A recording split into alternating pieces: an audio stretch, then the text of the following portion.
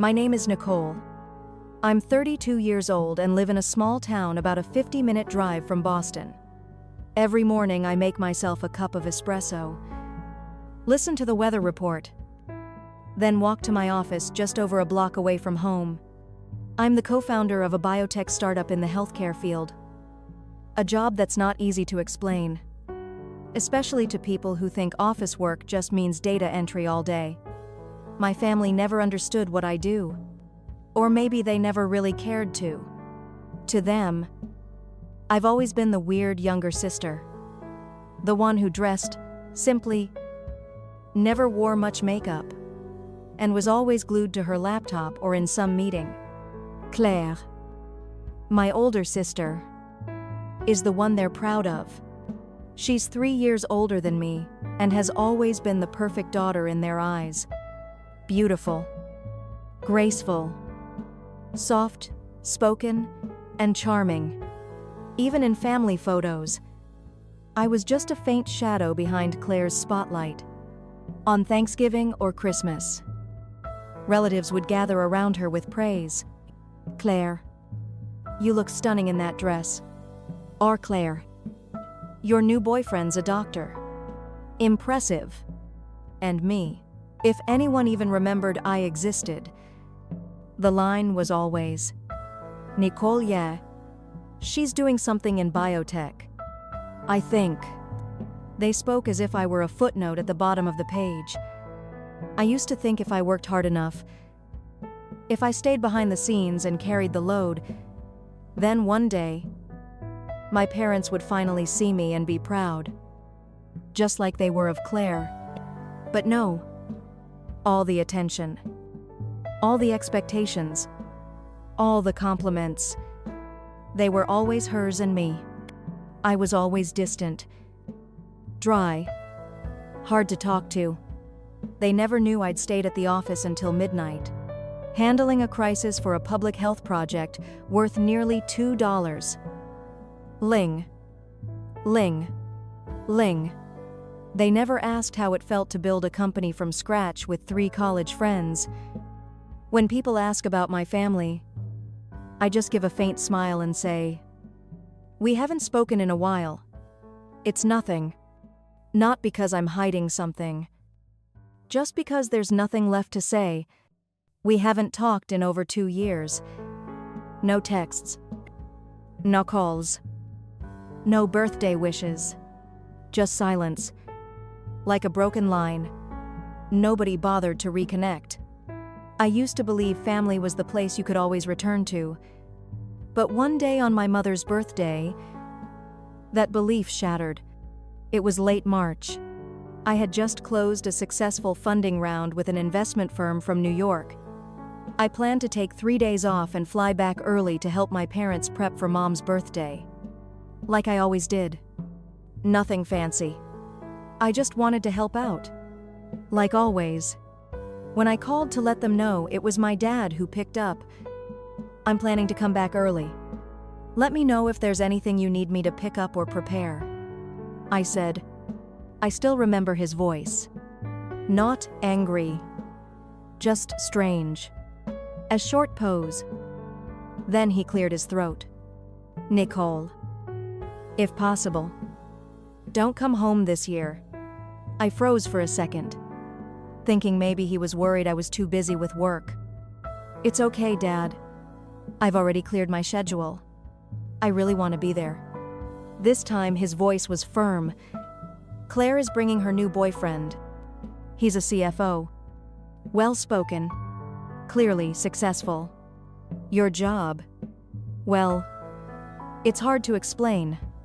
You showing up would just invite comparisons and make things awkward, so it's best you stay. I went numb. My chest tightened. A cold sting crawling down my spine. I gripped the phone and said through clenched teeth, "Are you saying I make the family look bad?" That I shouldn't come home because I'm an embarrassment. He didn't take it back. In fact, he doubled down. "If you insist on coming, then don't call me your father." Then he hung up. No hesitation. No second thoughts. My apartment went eerily quiet. The espresso cup in my hand had gone cold. I stared into the empty air like the world had cracked open with a single sentence. I didn't cry. I just sat there. And for the first time in my life, I realized something. I was no longer part of the family I had tried so hard to hold together. I sat there in my familiar armchair by the window, early spring sunlight pouring through the white curtains. Unable to warm the chill inside me, my father's words echoed again. Clear and final. If you insist on coming, then don't call me your father. I looked down at my hands. Me fingers trembled. Not from anger, but from something deeper. The breaking point. I had always thought that even if I'd never be loved like Claire, at least I was still their daughter. Turns out I wasn't. I stood up and walked to my desk. Without hesitation, I opened my laptop and logged into my banking app.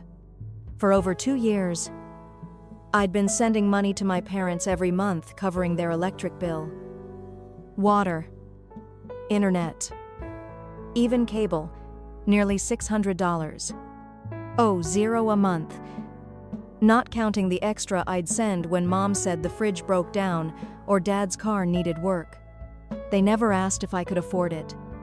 They just said Claire's struggling after switching jobs. If you can help that, to be great. And I helped. Quietly. As if it were my duty. As if responsibility were some invisible contract I'd signed. The moment I started earning, I opened the transaction history and scrolled. The total popped up $15. Tiba Arsher. Ling. My heart sank not because I regretted it, but because even after all of that, I was never enough. I hovered over each bill. Electric. Water. Internet. Click. Then another notifications popped up. Auto payment canceled successfully. No alarms. No warnings. Just silence. Just like how I'd always existed in my family. That night I couldn't sleep. Not because I was angry, but because I kept thinking about how everything unfolded, about what my father said, about how my entire family was willing to cast me aside just to impress Claire's new boyfriend, a man I hadn't even met.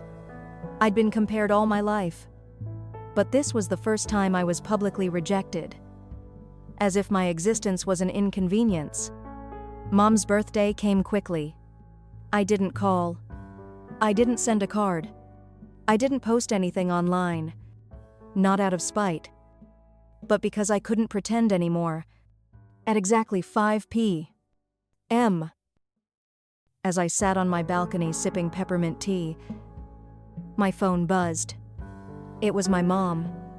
I stared at the screen for a few seconds, then let it go dark. A message came in right after Nicole. Why is the power out? Can you check for us? I set down my tea and opened the next message from Dad. No water. No internet. Call the providers. Your mom's freaking out. I sat in silence. Eyes fixed on the tree line out back. No anger. No pain. Just on airy calm. They didn't ask, "Are you okay?" Not a word about the phone call. They just wanted me to do what I'd always done. Clean up the mess. Then came a text from Claire. The internet's down. Guests are coming.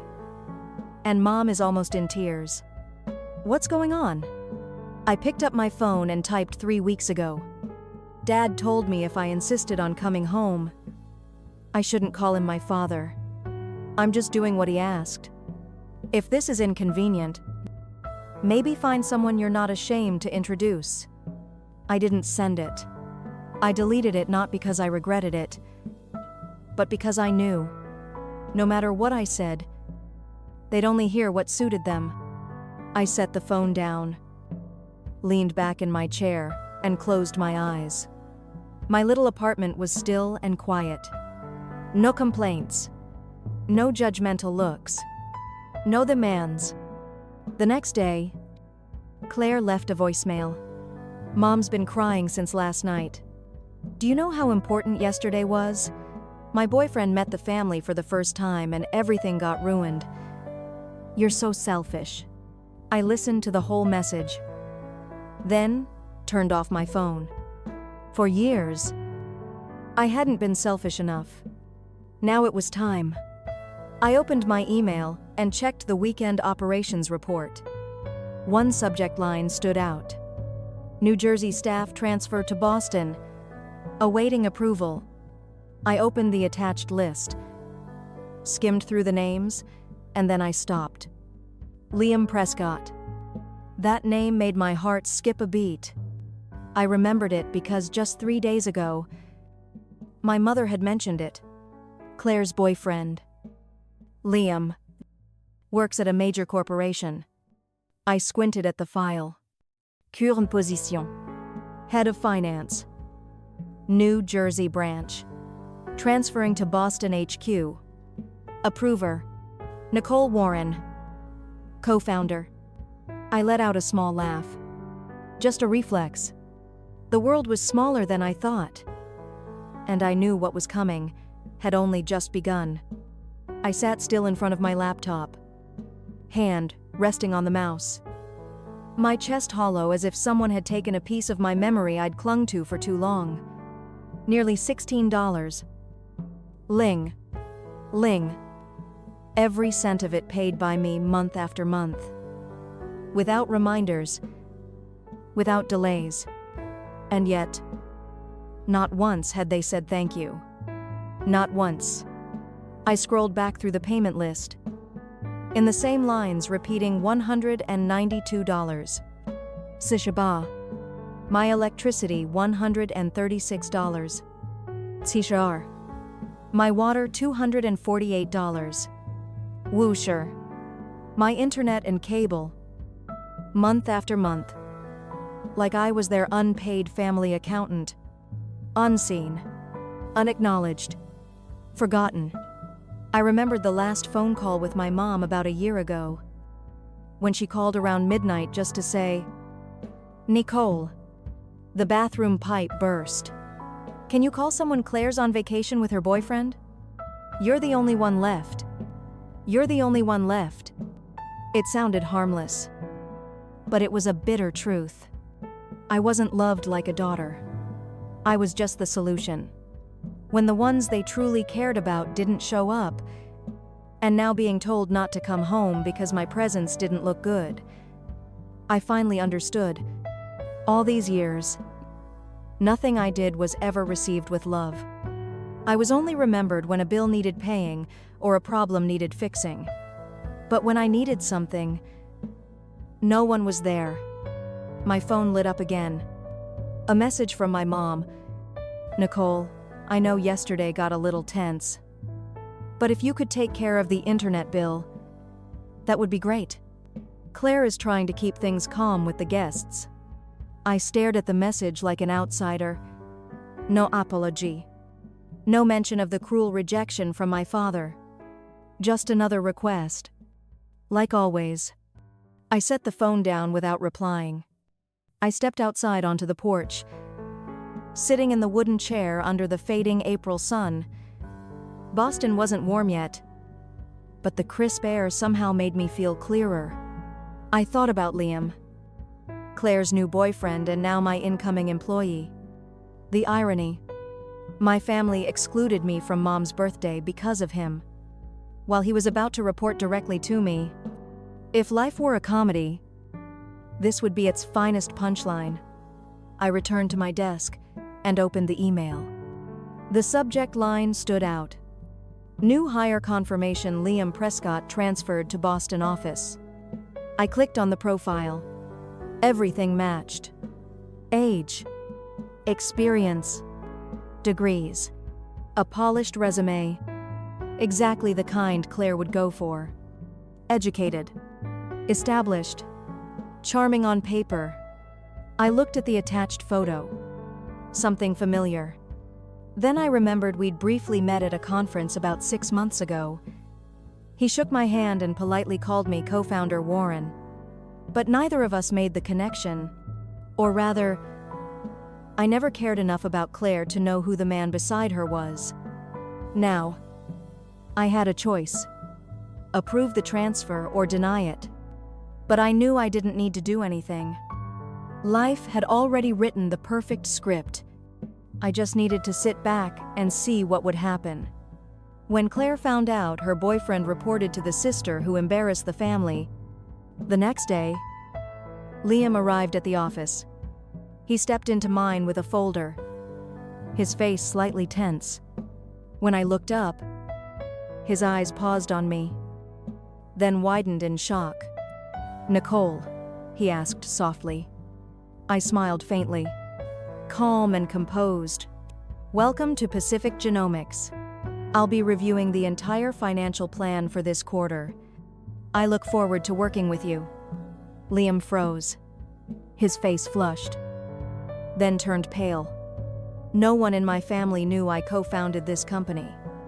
No one had ever asked what I really did. They just assumed I was some low-level desk worker. I said nothing more, just slid the contract toward him. Liam took it and quietly left the room. I leaned back in my chair. I wasn't happy. I wasn't sad. I just felt like the wheel had finally turned. And this time I didn't have to say a word. The truth had spoken for itself. The morning of my mother's birthday, the Boston sky was unusually gray. A thick fog hung in the air, making everything look blurred. Like the world itself was bracing for something to unravel. I poured myself a strong black coffee, sat by the window, and stared at the empty yard. I didn't plan to do anything. No texts, no calls, and no birthday post. I just wanted things to play out exactly as they were without me. At 9 a.m., my phone buzzed. First message from Mom. "Nicole. Sweetheart, I think the power's out. Can you check for us? It's an important day." I placed the phone face down on the table. Same tone. Sweet. Gentle. Like nothing had ever happened. Like I hadn't been told by my father that I embarrassed the family and shouldn't show up. 15 minutes later, a second message. This time from Dad. Still no power. Water's not running either. Is something wrong with the payments? Call the provider now. Short cold. No concern. No mention of me being excluded from the party. Just a command. Like I was still their logistics manager. Isahid. For 2 years, I'd never missed a single payment. Electricity, water, internet, cable. I canceled them all one by one. The night my father hung up and severed everything, because I was hard to introduce. And now, on the very day Claire was introducing her boyfriend to the family, the house was in chaos. No electricity. No water. No internet. Exactly as expected. By 11 a.m., the messages came flooding in. "Mom, Nicole. Please. I'm begging you. Guests are arriving.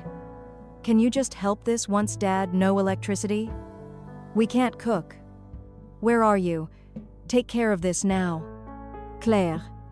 Seriously. Nicole. Today is special. Mom's about to cry. There's no internet. I can't call anyone. I'm losing it here. Can you stop being selfish?" I leaned back. My coffee had gone cold. The text didn't make me feel vindicated. They didn't satisfy me. All I felt was emptiness. Akaet. Unwavering emptiness. Then the phone buzzed again. A video call from Aunt Sharon. The only person in the family who still sent holiday messages, even if I rarely responded. He hesitated, then answered. Her old kitchen came into view, lit only by a phone flashlight. She looked tired. eyes slightly red. "Nicole," she said softly. "Your mom's in a panic. The house is dark. Everyone's running around and no one knows what to do." I said nothing, just looked at her. She paused, then added, "Not accusing, not defending. What happened? You've never missed your mom's birthday. I know you have your reasons. But say something." I took a deep breath, keeping my voice steady. "My dad said I made the family look bad. Told me if I insisted on coming, I shouldn't call him my father anymore. What do you think I should do after that?" Aunt Sharon froze. Her face changed in an instant. In the background, I heard noise. My mother saying loudly, "She's probably just sulking. No one would be heartless enough to do this." Then a sharper voice, "Claire, Liam's almost here. Someone called the power company already. I can't believe she did this to us today." I gave a slight, joyless smile, and Sharon heard everything.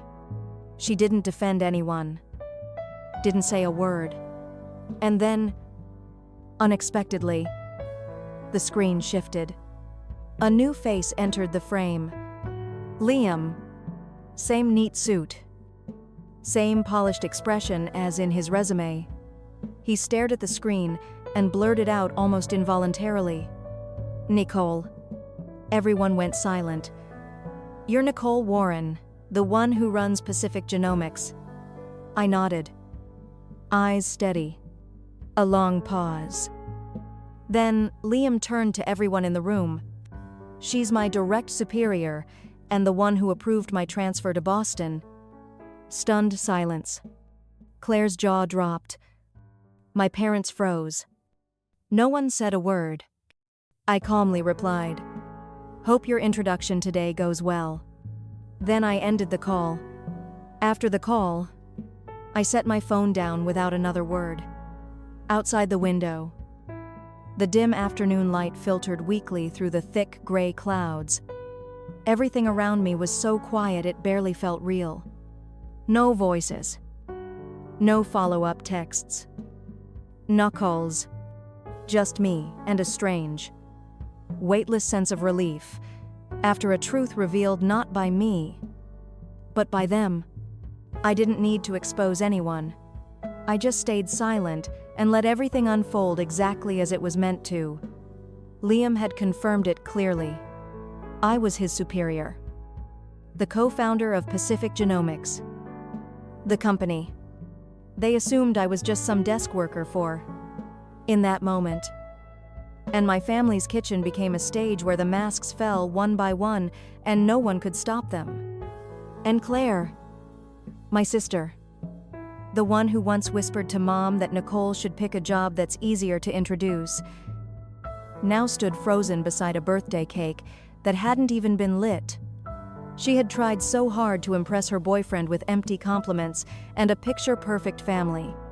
But in the end, it was that very boyfriend who called me boss in front of everyone. I could picture the scene like I was watching a replay. My mother so flustered, she nearly dropped the cake tray. My father red-faced, gripping the edge of the table.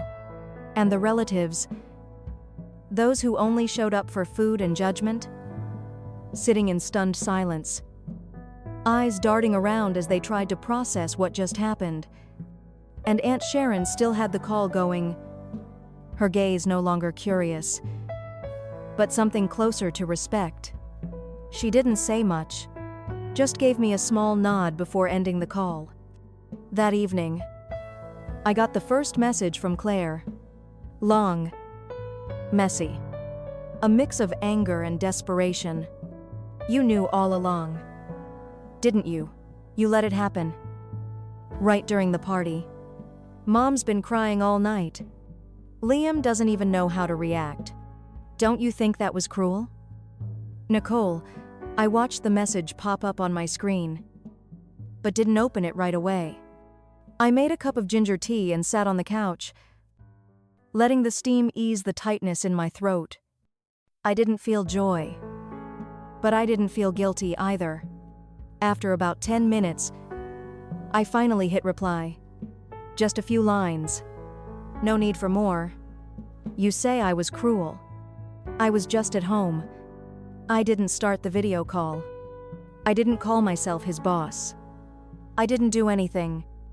And if a single truth was enough to ruin the whole party, maybe that party was never built on anything solid in the first place. I hit send. I wasn't waiting for a reply. Half an hour later, my phone buzzed again. This time it was my mom. The message was short. I never expected you to choose this way to get back at the family. I closed my eyes and leaned back in my chair. Get back. Is that what they thought this was? I just remembered being shut out of a family event, having my role as a daughter dismissed because my job wasn't impressive enough. I remembered quietly paying dozens of bills over 2 years without a single check-in. I remember trying so hard to be accepted, to be loved.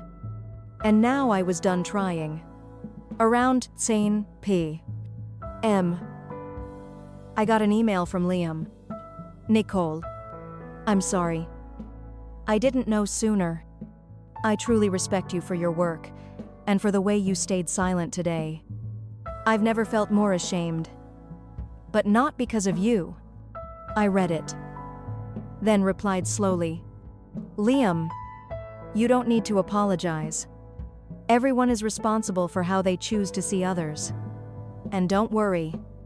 I never bring family matters into work. But I hope you understand now.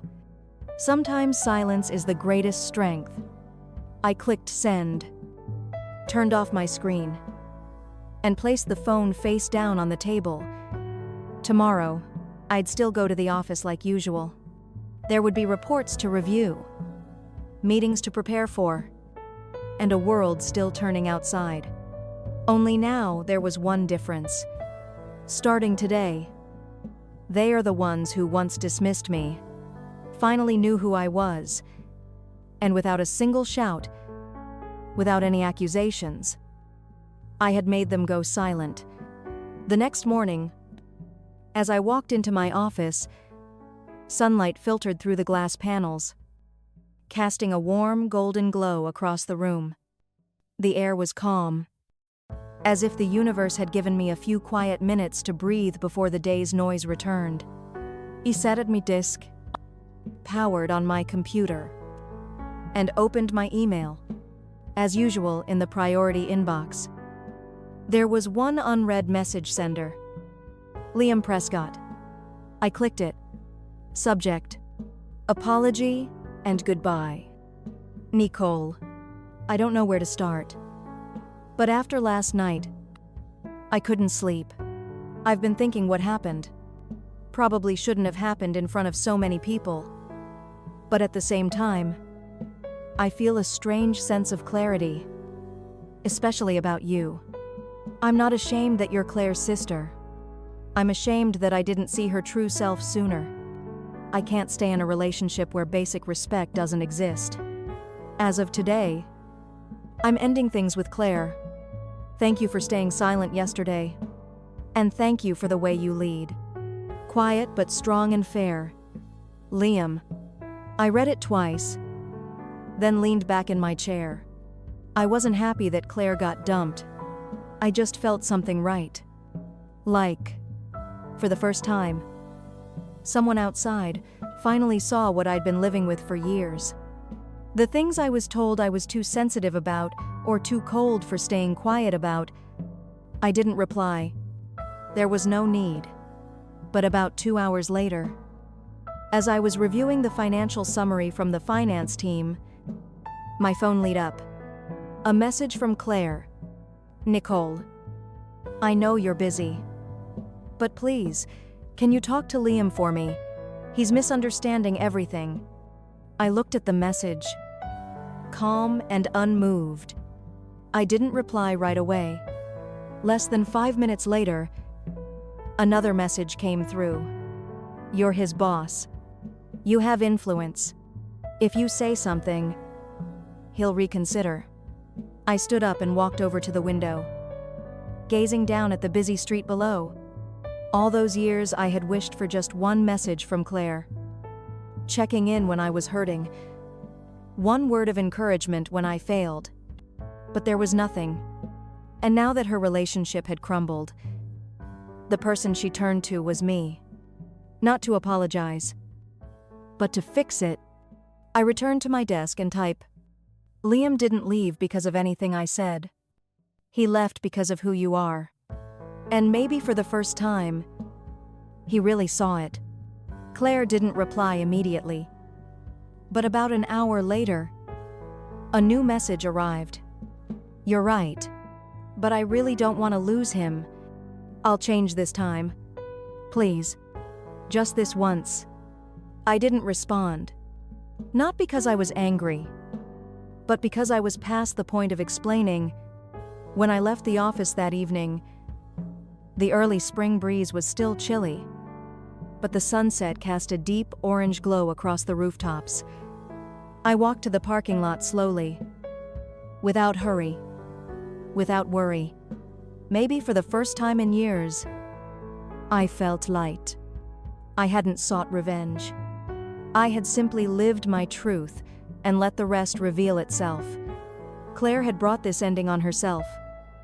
And Liam, once dazzled by the facade of a perfect family, had finally seen the foundation beneath the one I had lived on most of my life.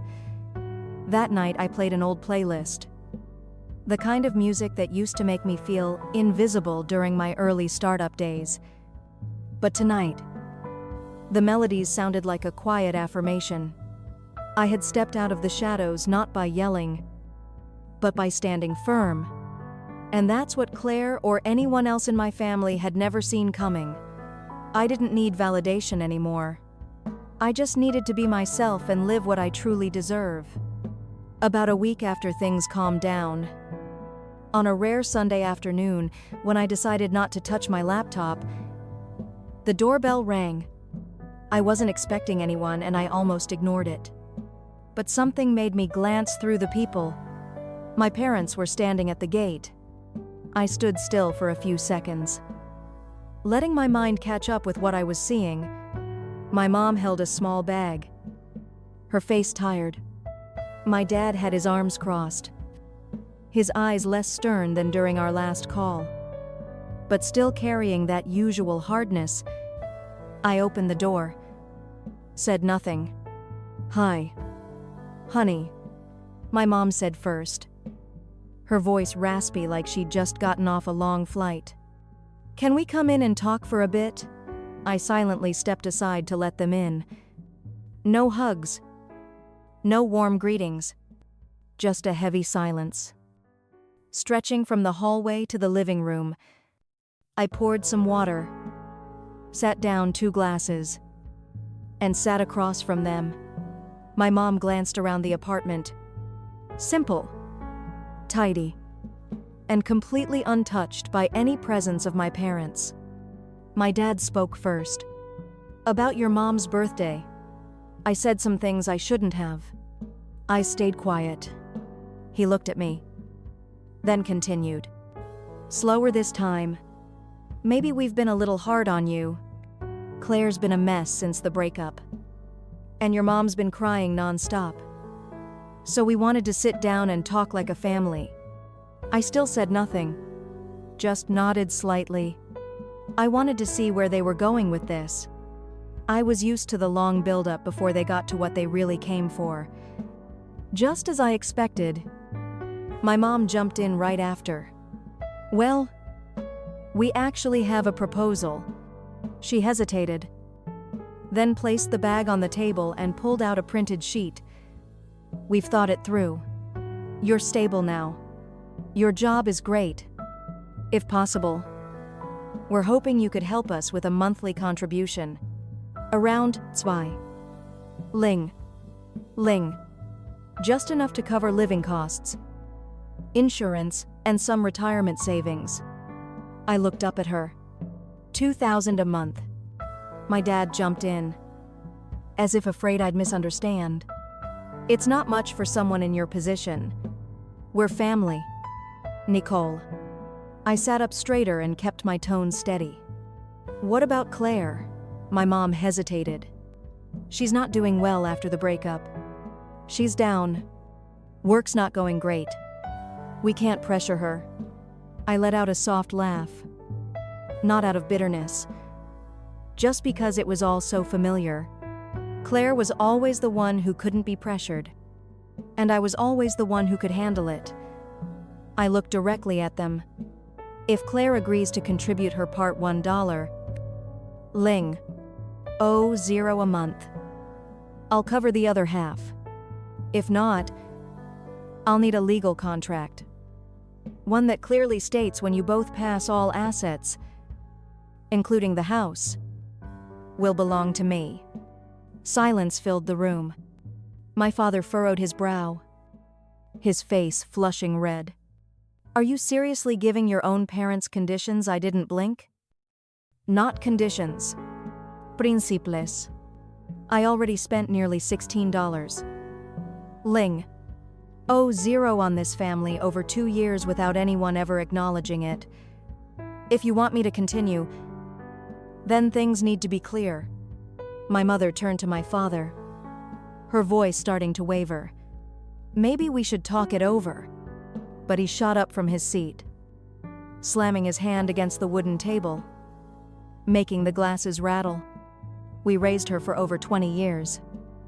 And now, when we ask for a little help, she demands a contract. Unbelievable. I stayed seated. My eyes locked on him. Dad, I don't owe you. If you think raising me was some kind of investment that needs a return, we can calculate it line by line, but I won't pay for it with silence anymore. He looked like he wanted to argue, but froze. Lips pressed tight. My mother stood up and gently tugged at his arm. Let's go. I stood too, walking them to the door. No hugs. No goodbyes. When the door closed behind them, all that remained was the soft breeze drifting in from the balcony. In that stillness, I knew another chapter had ended. And this time, I was the one who wrote the final line. After that day, my parents never reached out again. No calls. No messages. No accusations. Not even an apology for the outburst that had hit my home like a storm. As if every disappointment in their lives had been caused by their difficult daughter. But I wasn't surprised. I'd grown used to that kind of silence. The kind that didn't come from shame or remorse, but simply from people who don't know how to speak when they're no longer in control. I kept living my life quiet mornings with coffee, strategic meetings that ran late into the evening, signing deals with partners who once doubted a young woman could run a biotech company. And through it all, I stopped feeling guilty. I stopped thinking I was wrong for saying no to being the backup wallet, the default caretaker, just because I could handle it. Because eventually you have to understand, love can't be measured in monthly payments. And it can't be forced through a sense of duty. If affection only exists as long as the bills are paid, then it's not family. It's a transaction. I started cutting the invisible strings that tied me to the roles they had assigned me. I no longer used a family photo as my phone wallpaper. I didn't remember Claire's birthday. I didn't mark the holidays to send a little something. I no longer hovered over guilt-ridden messages. I learned to put the period myself instead of waiting for them to start with an apology. One day, during a team meeting, Liam, now officially our company's head of finance, walked in with an investment report. He worked with focus, professionalism, and always kept a respectful distance. We never talked about Claire. Not once. And I appreciated that. Some things, when fully understood, are best left unspoken. That afternoon, as I left the office, it was drizzling. I stopped by a familiar cafe, choosing a seat by the window. On the wall was a carved wooden sign. Home is not always a place. Sometimes it's a choice. I sat there sipping a hot latte, reflecting on the path I'd taken. There was a time when I believed that if I just stayed quiet, gentle and responsible enough, I would eventually be accepted. But the truth is, if you let people get used to disrespecting you, they'll start seeing your sacrifices as obligations and your silence as agreement. I chose to stand up. Not to go against my family, but to protect myself. I chose to set boundaries not because I'm selfish, but because I finally understood self-worth can't be defined by someone else's pity or sudden needs.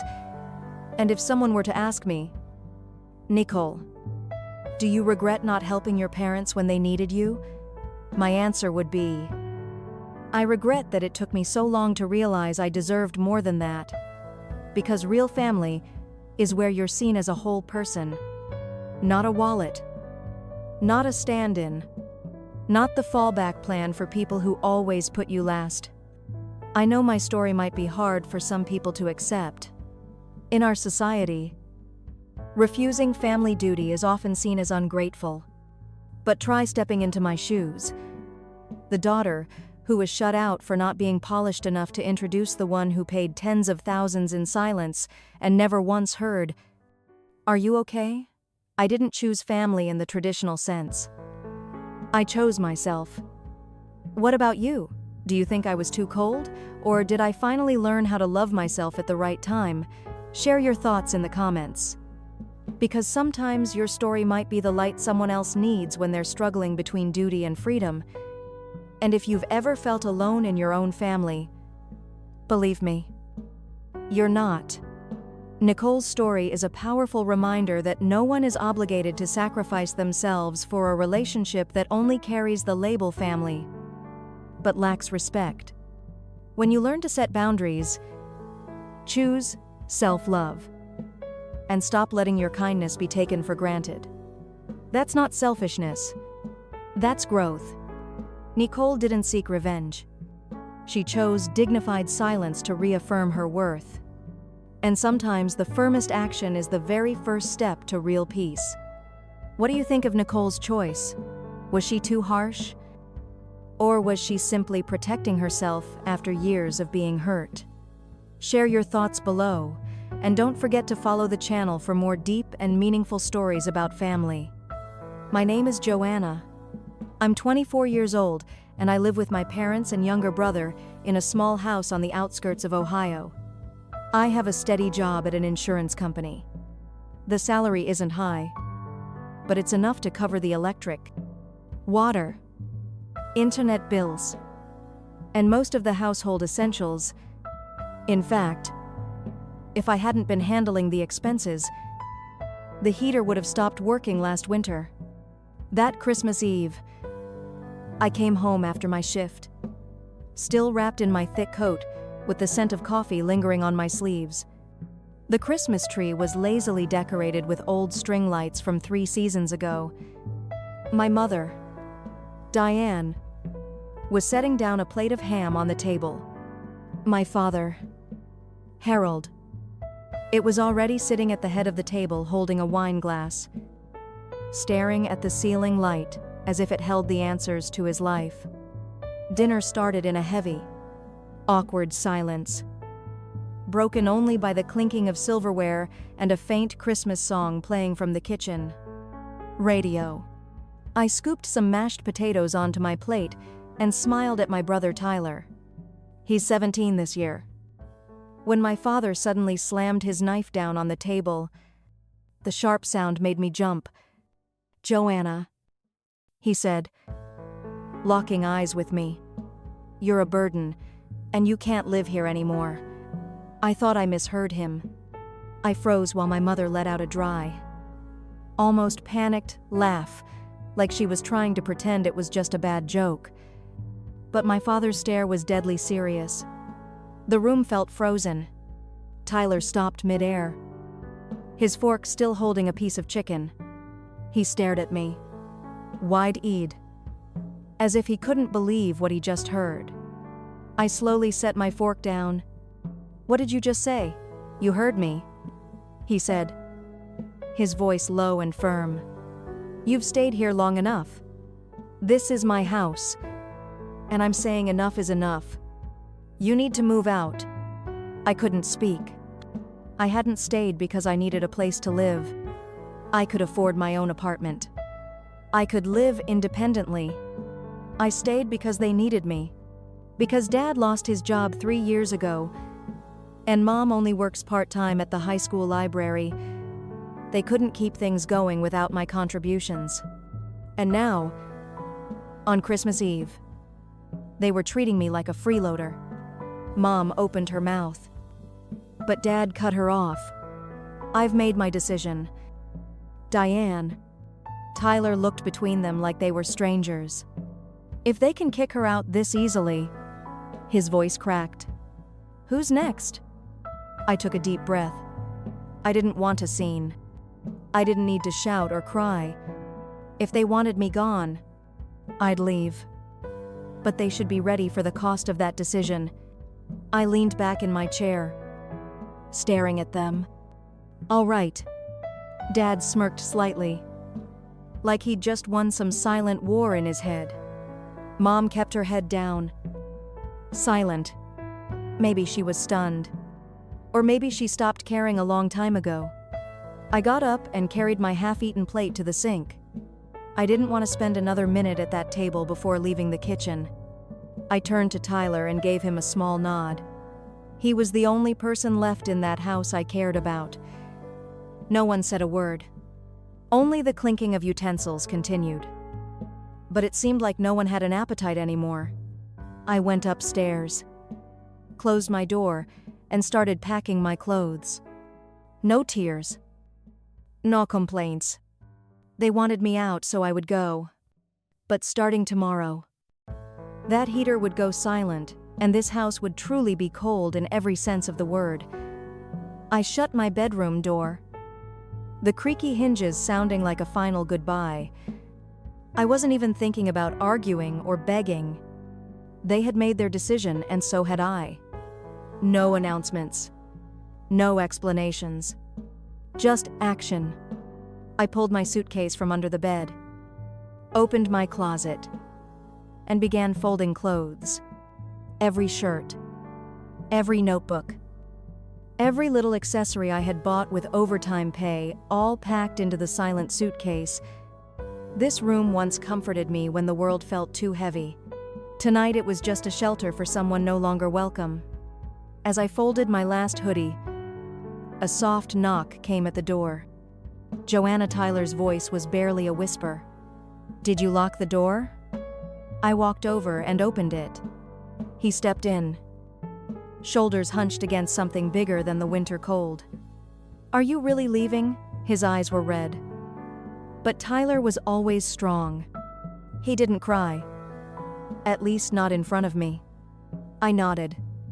"They said it, didn't they? And I have no reason to stay." Tyler sat on the bed, looking around the now empty feeling room. "But if you go, who's going to pay for the electricity? The internet? You know they can't afford it." I didn't answer right away.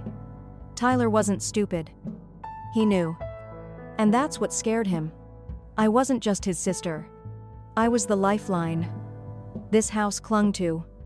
"I know," I said softly, "but I can't live my whole life as a walking wallet. Tyler, I deserve to breathe. Too. I deserve a real life." He was silent for a long time before he whispered, "I want to go with you." I froze. "You can't," I said gently. "You're still in school. You're still a minor. They won't let you leave." "Then what about you? Where will you go? Who will you stay with?" he asked quickly. Like if I didn't have a perfect plan. I shouldn't leave at all. They exhaled. "I'll stay at Marissa's for a few days. I have enough saved to rent a small place. I always had a plan. I just didn't expect to use it there soon." Tyler stared down at his lap, hands clenched into fists. "They don't deserve you. They don't know what you've sacrificed. I sat next to him, resting my hand on his shoulder. That doesn't matter anymore. What matters is that you don't get dragged down to just hold on a little longer. Once you're old enough, I'll help you get out. He nodded slowly, like he was committing my words to memory. You'll still text me? Right, every day. I smiled, soft as a promise. As Tyler left the room, he glanced back at me one last time. There was something in his eyes that twisted my chest. Not just sadness, but the awful realization that from now on, he would live with two people who no longer acted like parents. I continued packing, checking every drawer and corner to make sure I didn't leave anything important behind. By the time I placed my suitcase by the door, it was nearly midnight. The whole house was dead silent, like no one had ever lived here at all. I pulled out my phone, logged into all the bill accounts, and started removing my banking information from each one. Electricity, internet, water, the secondary credit card I had opened for Mom. I closed them all in less than 10 minutes. No warnings, no explanations, because I had been warning them with my presence for 4 years and they never listened. As I wheeled my suitcase down the stairs, I saw the living room light glowing through the crack under the door, but no one came to see me off. No one called my name. No apology. I could even hear the television still playing. They were watching their Christmas program as if nothing had happened. I opened the door without looking back. The freezing wind hit my face like a slap. But I didn't shiver. I just felt free for the first time in years. I loaded my suitcase into the trunk, slid into the driver's seat, and closed the door. As my hands tightened on the steering wheel, I knew one thing for sure. My life would no longer be dictated by anyone else. And this Christmas night was the beginning of the life I truly deserved. I drove away from the street that had imprisoned me in suffering for far too long. That Christmas Eve, there was no snow, but inside I was frozen. Not from the weather, but from awakening. I used to think I was helping a family, but now I knew I was only enabling their dependence and ingratitude. I arrived at Marissa's place close to midnight. She was a close colleague of mine, living in a 2-bedroom apartment, just a 10-minute drive from our office. When she saw me standing at her door with a suitcase and dark circles under my eyes, Marissa didn't ask many questions. She simply opened her arms and pulled me into a tight hug. "Stay as long as you need," she said, then led me into the living room where I would sleep for the next few weeks. The next morning, as the sun rose above the rows of old brick houses, I sat at Marissa's small wooden table, opened my laptop, and began my silent retaliation. I logged into the utility payment portal under the account section. My name was still listed as the responsible party. I clicked remove. A pop-up appeared. "Are you sure you want to leave this account?" After removal, bills will no longer be automatically paid. I confirmed. Then came the internet bill, water, gas, and even the Amazon Prime account. My mother used to stream movies every night. I removed my credit card information from every system. For them, my support had become an entitlement. Now they would finally understand the value of what they had taken for granted. I leaned back in the chair and exhaled.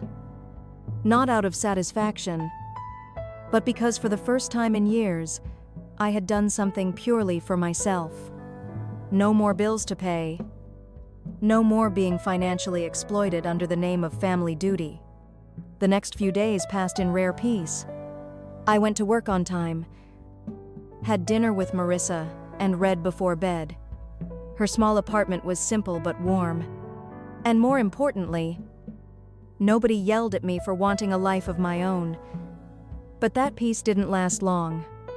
On Wednesday afternoon, While I was organizing files at the office, my phone buzzed nonstop in my pocket. 5 missed calls from Mom, 2 from Dad, and 1 text from Tyler.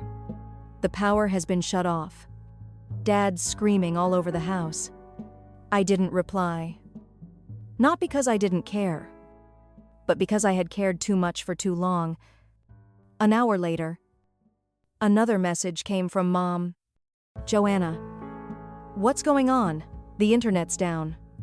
The television won't turn on and your dad's furious. What did you do? I read the message without a shred of guilt. They wanted me gone. They shouldn't expect me to keep funding the home that no longer had a place for me. That night, while Marissa and I were making a simple dinner, the phone rang again. I wasn't going to answer, but instinct told me to pick up Joanna. I don't know what's happening. The power's out. The bills haven't been paid. And we can't even watch Netflix anymore. Mom's voice trembled, full of fear and confusion. Who do you think has been paying for all that the past 4 years? I asked calmly. Silence. Then Mom's voice soft, almost guilty.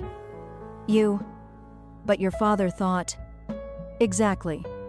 I cut her off. You believed what Dad said. Now both of you need to live with your choices. They hung up. At the time, I thought it was over. I assumed once the services were shut off, they'd adjust. But I had underestimated Dad's dependence and pride.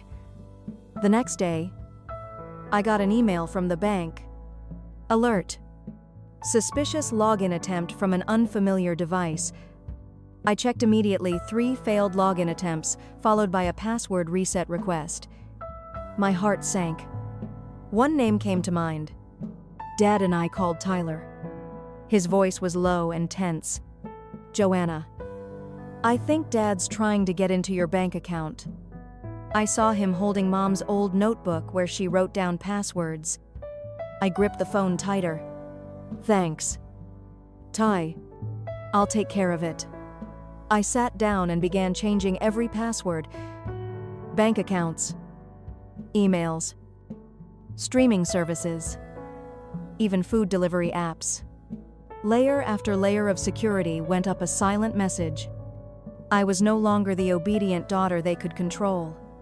I thought after updating everything, activating 2-step verification, and removing all access, it would end.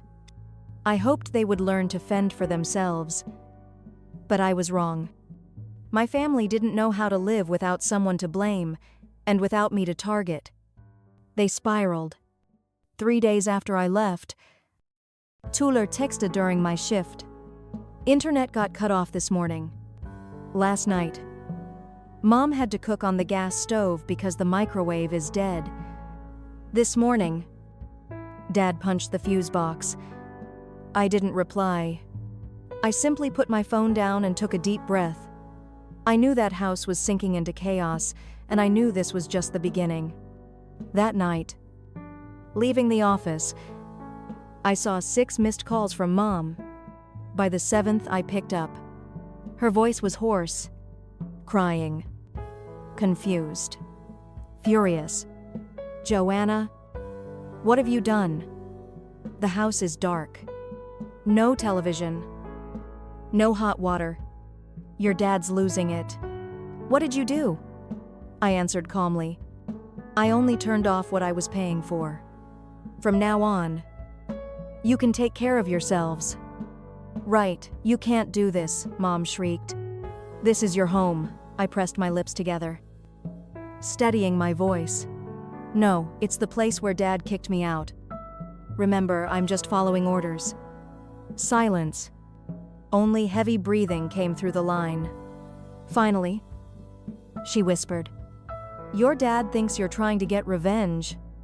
I let out a dry, exhausted laugh. No, Mom, I'm just living my life. What bothers you is that I'm no longer living it for you. I hung up before she could say another word. I didn't need to explain anymore.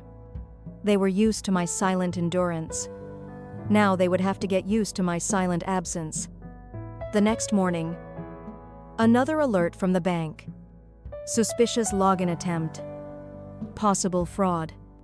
Blocked. I didn't have to wonder. The only person desperate enough to hack into my accounts was Dad. I immediately called Tyler. He whispered when he answered, his voice full of worry. "Joanna, I think he's digging through Mom's old notebooks. He keeps yelling that he needs to get back what belongs to the family." I close my eyes, feeling a painful tightness in my chest. "Did you see him using the computer all morning? He keeps trying to log in and cursing when it fails." I chuckled bitterly. "Good. The alerts are working," Joanna Tyler said slowly. "He's starting to say weird stuff. Like that girl thinks she's won and I'll make her regret it." I'm a little scared. I gripped the phone. "If anything strange happens, lock the doors and call me immediately." "Got it. Got it. I'll keep my phone with me all night." I hung up. Went back to my bank account. Increased the security level and blocked all foreign devices. I changed the password again. This time 16 characters long. Packed with special symbols and linked everything to fingerprint verification. No more loopholes. That night, I didn't sleep well. Annoying unease sat heavy in my chest. A feeling that this wasn't over, and I was right. The next morning, just as I stepped out of the bathroom, Marissa called out from the living room. "Joanna, someone's banging on the door." I rushed out, hair still wet, and saw her tense face. "Who is it?" "Not sure. But he's pounding hard." I crept to the people. My heart dropped. It was my father. He stood in the hallway, fists hammering the door. Eyes bloodshot, voice echoing. "Joanna, open up. You think you can just walk away?" Marissa looked at me. Panicked. "Are you calling the police?" I nodded. Already dialing 911 as the call connected. I stared at the shadow pounding outside and thought, "You pushed me out of your house. You don't get to force your way into my life now." I pressed the phone to my ear as Dad kept slamming against the door, shouting, "Joanna, you think you're so righteous? You think leaving solves anything?" Marissa stood trembling behind me, clutching the door key but frozen in place. I nodded reassuringly, then turned back to the phone. "Yes. He's my father. But he's threatening me and trying to break into my friend's apartment." The dispatcher stayed calm. "Officers are on the way. Stay inside and do not open the door. They'll arrive within 3 minutes." I hung up, my heart pounding, but my hand steady on the lock.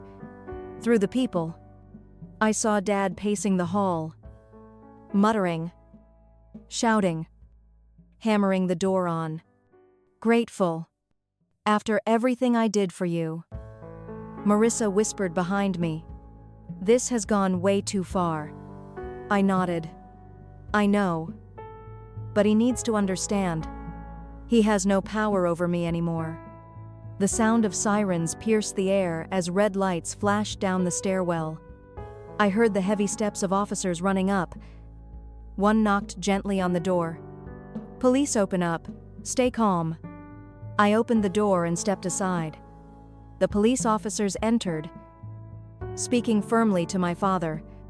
"Sir, you are disturbing the residents and causing a public disturbance. We need you to leave immediately." My father turned to them. His face flushed red. "She's my daughter. I have the right to talk to her." One officer kept his tone calm. "Not like this.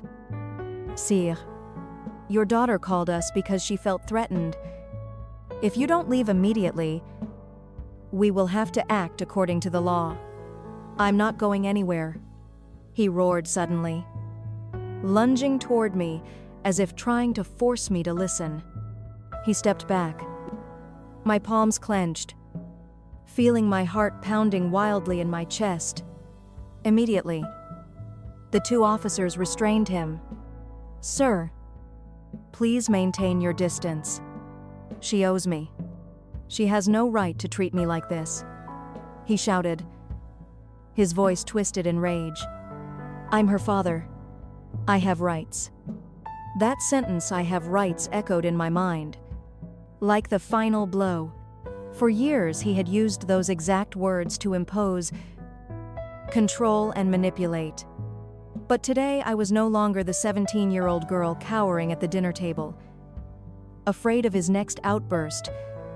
"I owe you nothing," I said, clearly locking eyes with him. "You chose to push me out of this family, and now you will have to live with that choice." The officers placed their hands on his shoulders, instructing him to turn around as the cold handcuffs clicked shut. I saw the look in his eyes, no longer that of a father, but of a man who had lost control. "Joanna, you will regret this," he hissed. "You will pay for betraying your family." I said nothing.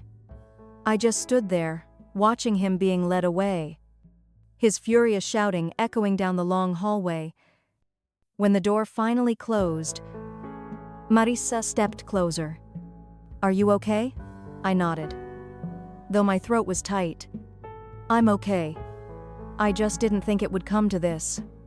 "You did what you had to do," she said, giving my shoulder a reassuring squeeze. "Sometimes you have to be strong enough to walk away from the things that hurt you most." I sat down on the couch, my hands still trembling. My phone buzzed. A text from Tyler. "Dad got arrested." I replied, "Yes. But don't worry. Stay put. If anything happens, call me immediately." I didn't know what tomorrow would bring. Whether Dad would be released soon, or if he would try to come back. But this time, I was ready. I was no longer the obedient, silent Joanna of the past. I thought that once Dad was taken away, things would calm down. But I was too naive. Just 3 days later, I received a text that made my palms sweat. "Sis, your car is parked outside our house." It was from Tyler. I immediately called him. "Tyler, are you sure my car's still parked at Marissa's? I know. But this morning, I saw it right outside our house. The window's slightly down, and there's a coffee bag Mom usually uses inside. You should come see." I jumped up, heart racing. My car should never have been there, especially since I had taken all my personal belongings with me. There was only one possibility: my mother had stolen it. I called Marissa to double-check the spare key. Still in the drawer at my place, untouched. She confirmed that meant they had a copy of my key I didn't know about. And now my mother, the one who acted pitiful and desperate for help, had secretly taken my car without a word. I drove Marissa's car back to my old neighborhood. As I turned onto the street, I saw my car, the dark blue sedan with the familiar plates, parked quietly in front of the house. But Kiet didn't mean innocent. I pulled over, got out, and walked toward it. The door handle was dusty, but inside the driver's seat, there was a water bottle, unfamiliar shoes, and even a grocery receipt dated 2 days ago with my mother's name on it. I clenched my fists, staying calm, and called Tyler. "Are you home?" "Yeah." "You're here."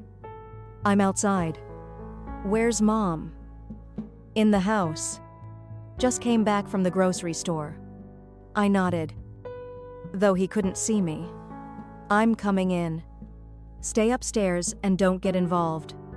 "Okay." It rang the doorbell. The door opened. My mother stood there, hair tied back, clutching a small black purse. Her face tightened when she saw me. On to, why are you here? I looked her straight in the eye. You took my car. Didn't you? She scoffed lightly. Stepping aside to let me in, it was just sitting there. Unused. You weren't driving it. I just borrowed it for a bit. Borrowed, I let out a humorless laugh. You've been driving it for a week. Buying gas. With whose money? And why is the driver's seat reclined like someone's been sleeping in it? She turned away, placing her purse on the table without answering. I stepped further inside, glancing at the living room where the laptop I had left on the bookshelf was now missing. Where's my laptop? I asked. Heart pounding. She froze, then replied in an even tone. I sold it. No excuses. No apologies for money. I asked, already knowing the answer. I needed to buy medicine for your father. And this house needs so many things. You don't live here anymore. So anything you left behind is just left behind. I stood there for a few seconds, then slowly pulled out my phone. Then you'll have to deal with the consequences. I'm calling the police. I'm your mother. You can't do this. Her voice rose in panic. Then why could you steal my car and sell my belongings? I said calmly. I forgave you once. This is the second time. And it's the last. I called 911. When the police arrived, I explained everything. Showing the grocery receipt in the car and pulling up GPS tracking logs, proving my car's movements around the city. I made it clear, I wanted my property back, and I wanted to press charges for theft. At first, my mother tried to argue, but when asked for proof of ownership of the car or the laptop, she had nothing to show. An officer turned to me will instruct her to gather what remains so you can collect it. If you wish, you can file a formal theft report. I looked at my mother. She wasn't shouting anymore. Her face was pale, her hands shaking. Joanna, what are you doing to your mother? She whispered. I answered softly. I'm doing what you should have taught me. Protecting what's mine. I turned away without looking back. 3 days after the police visit, I received a message from an unknown number. You think you've won? You'll regret betraying your family. I stared at the screen. The short, chilling message made my spine stiffen. No signature. No name needed. I knew exactly who had sent it. Dad. I checked the county jail records through the public portal. My heart pounded when I saw the red letters released on bail. The release date was this morning, meaning he had been out for less than 12 hours and the message had arrived shortly after. I immediately texted Tyler, Dad's out on bail. Do you know who posted it? A few minutes later, he called. His voice so quiet I had to strain to hear. 2. It was Uncle Mark, Dad's old drinking buddy. Yesterday, I heard Dad calling people asking for money. This morning, Uncle Mark came to the house, handed Mom an envelope, and left. I leaned back in my chair, feeling every muscle tense. Mark. The man who once made the whole neighborhood call the cops with his drunken parties. If he was the one who bailed out, this wasn't just a rescue. It was an alliance. And maybe the beginning of something far worse. Joanna Tyler continued. Last night, Dad said, he's going to make you feel what it's like to be pushed out of someone's life. I think he's planning something. I jumped up and left Marissa's living room. She was cooking. And when she saw my pale face, she panicked. What's wrong? My dad made bail and he just sent a threatening message. Marissa's face changed instantly. Joanna, you can't stay here anymore. If he knows this address, you think he'll come back? I asked, even though I already knew the answer. Someone like him doesn't accept defeat. He already got arrested once for storming this apartment. Now he's got nothing to lose. You have to leave tonight. I bit my lip, clutching my phone tighter. Part of me didn't want to leave. I had found a little peace here. But my mind was clear. If I didn't leave now, something worse would happen. I nodded. Give me a few hours. I'll pack. Marissa gave me a quick hug. That evening, I called a coworker named Nora, who had once offered to let me stay with her. When she heard, I didn't have a permanent place yet. I had turned her down before because I didn't want to burden anyone, but now there weren't many options. Nora immediately said yes. Bring your stuff anytime there's a spare room. You don't need to explain anything. I packed quickly and silently. Not much. Just a few. Close my laptop. Personal documents. The most important things.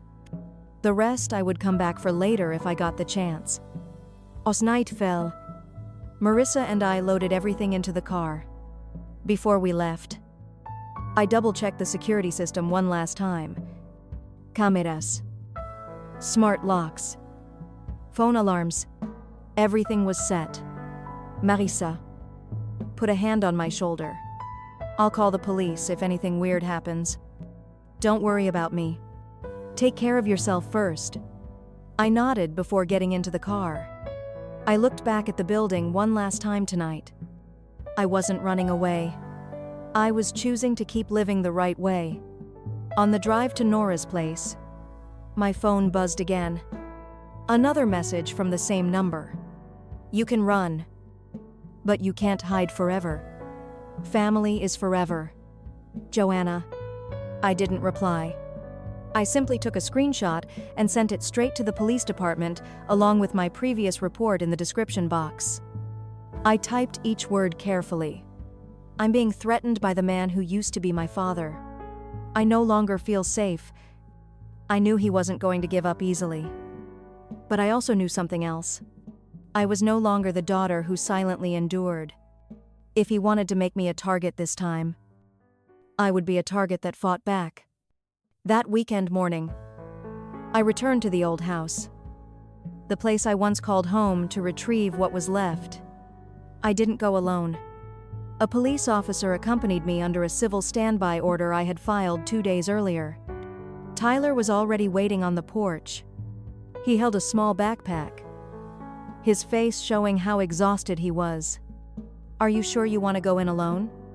He asked quietly, like even a loud noise might bring all the bad memories rushing back. I nodded, then turned to the officer. I'm only here to collect my things. If they interfere or touch me, please intervene immediately. The door opened. My mother sat on the sofa, clutching her purse like it was the last thing she could control. My father stood in the kitchen, his gaze cold and silent. I didn't look at them. I just walked straight upstairs to the room that had been my only refuge for 4 long years. The old closet had been emptied, my belongings stuffed into 2 plastic bags. Some personal items, books, keepsakes, old photos were scattered across the floor. I picked everything up, packed them into my suitcase without letting myself think too much. They were no longer pieces of home.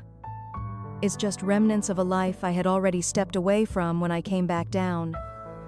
Dragging my final suitcase, my mother stood up abruptly. You're not going to say anything after everything. You're just going to leave in silence. I paused, but didn't turn around. My voice was even emotionless. I said plenty in the past, and you never listened as your father's fault. Not mine. I turned, looking her directly in the eyes for the first time in months. You stayed silent while he humiliated me. You stood by when he kicked me out on Christmas Eve.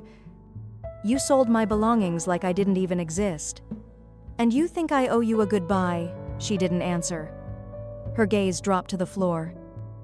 as if trying to disappear. My father stepped forward, still full of anger.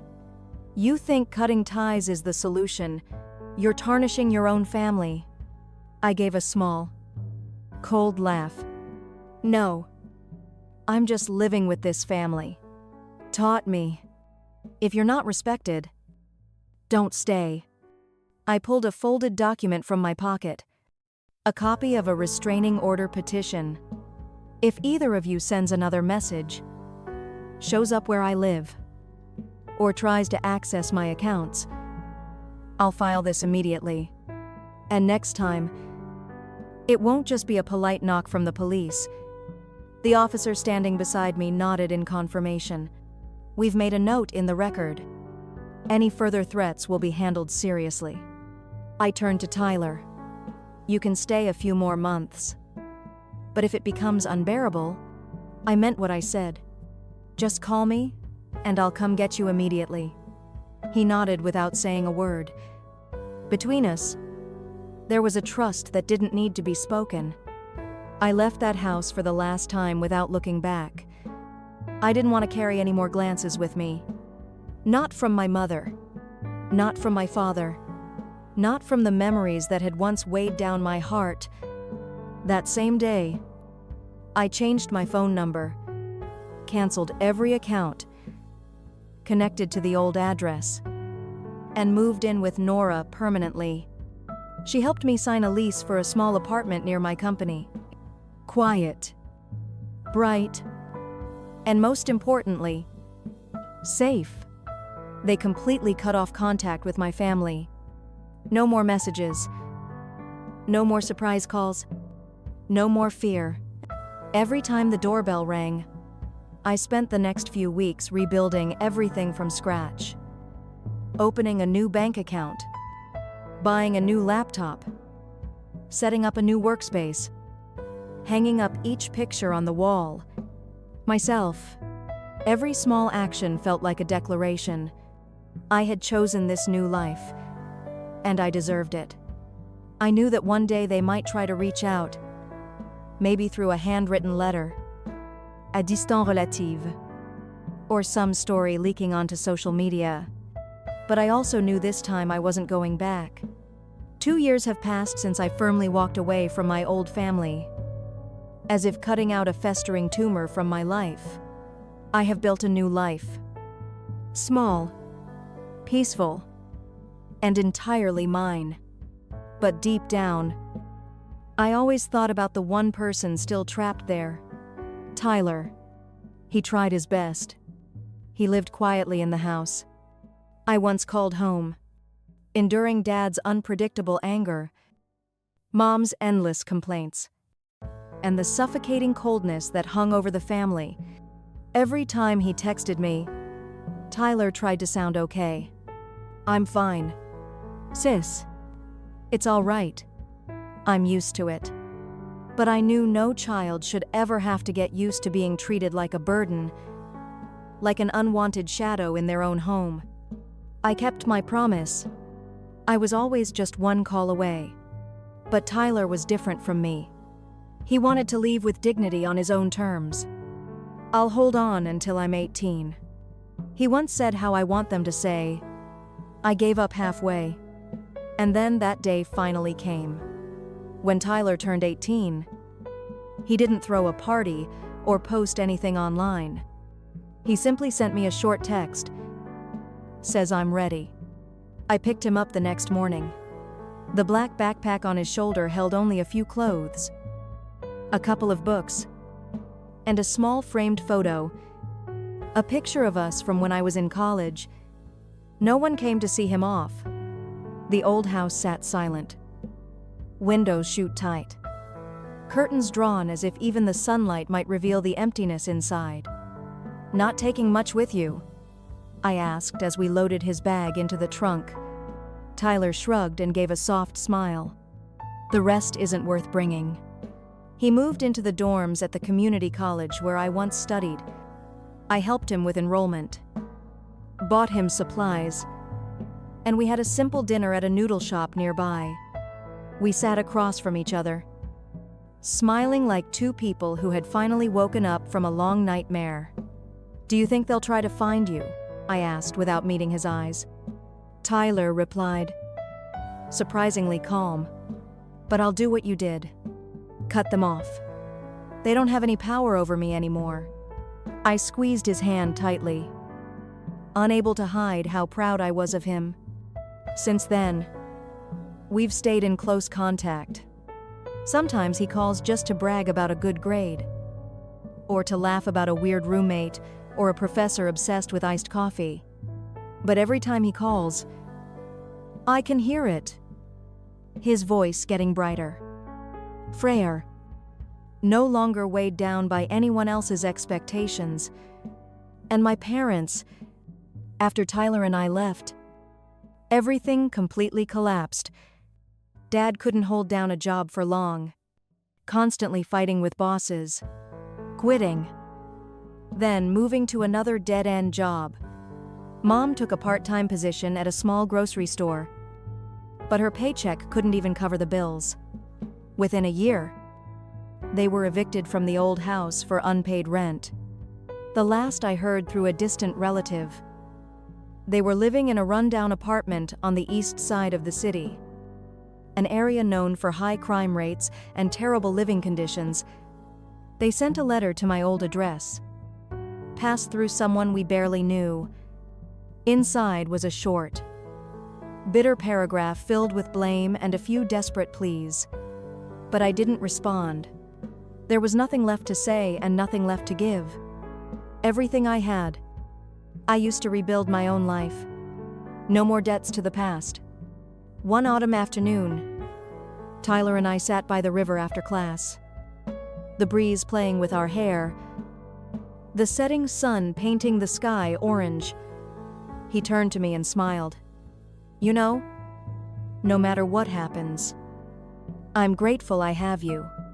If it weren't for you, I probably wouldn't believe I could live a different life." I squeezed his hand and looked up at the vibrant sky. And I know this for sure. Nothing is worth sacrificing yourself for. People who refuse to change. We didn't need a traditional family. We just needed each other.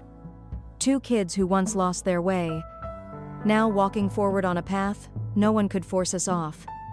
Our story isn't just about leaving a toxic family behind. It's proof that we have the right to rewrite our own lives. Sometimes to find peace, you have to let go of relationships that only bring pain. Even if they're bound by blood, happiness doesn't come from endless endurance. It comes from the courage to stand up and choose yourself. Even if it means leaving with nothing but a suitcase and a brand new hope. What do you think about Joanna and Tyler's decision? Were they too harsh, or was it necessary for their own protection? Share your thoughts in the comments below. And don't forget to follow the channel for more emotional life stories.